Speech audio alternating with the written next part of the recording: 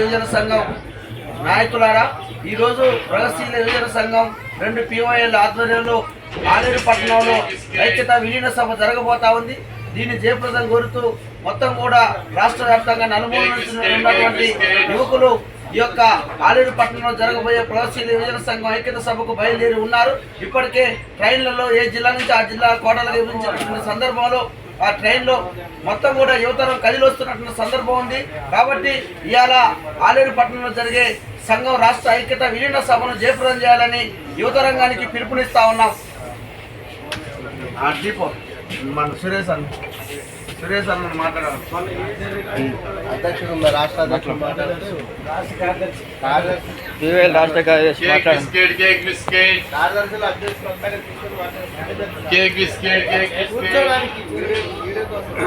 ప్రజలారా, ఈరోజు ప్రగతిశీల యువజన సంఘం తెలంగాణ రాష్ట్రంలో 2 కమిటీలుగా పనిచేస్తున్నటువంటి పరిస్థితి ఉంది. ఇటీవల కాలంలో ఈ ప్రగతిశీల యువజన సంఘం మాతృ సంస్థ అయినటువంటి CPIML న్యూ డెమోక్రసీ పార్టీలు 2 విలీనమైనటువంటి సందర్భంలో ఆ పార్టీ ఆధీనంలో ఉండేటువంటి పనిచేసేటువంటి ప్రజా సంఘాలు కూడా విలీనం కావాలని ఒక ప్రధానమైనటువంటి ఉద్దేశంతోనే ఈరోజు యాదాద్రి భువనగిరి జిల్లా ఆలేరు పట్టణంలో ఈ 2 ప్రగతిశీల యువజన సంఘాలు విలీనం కావాలని ఒక కౌన్సిల్ని జరుపుకుంటా ఉన్నాం.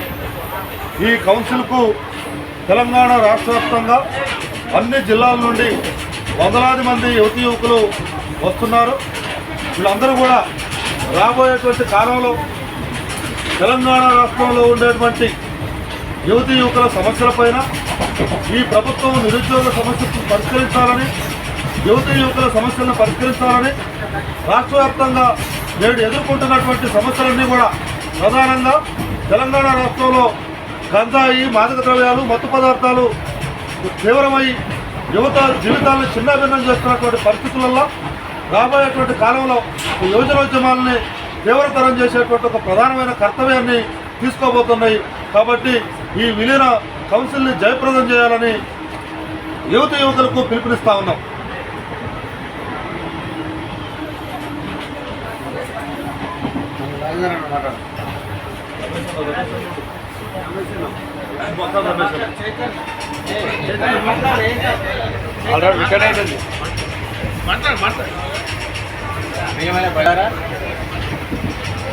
నేడు 2 CPIML న్యూ డెమోక్రసీ పార్టీలు డిసెంబర్ 25వ తేదీన హైదరాబాద్లో విలీన సభ జరుపుకున్నాం. అందులో భాగంగా దాని కింద పనిచేస్తున్నటువంటి ప్రజా సంఘాల్లో భాగంగా ప్రగతిశీల యువజన సంఘం PYL రాష్ట్ర కమిటీ పిలుపులో భాగంగా నేడు ఆలేరులో ఈ విలీన ఐక్యత 2 PYL విలీన ఐక్యత జరుగుతుంది. దీనికి రాష్ట్ర నలుమూల నుంచి అనేక మంది యువకులు పాల్గొని దీన్ని జయప్రదం చేయాల్సిందిగా కోరుతున్నాం.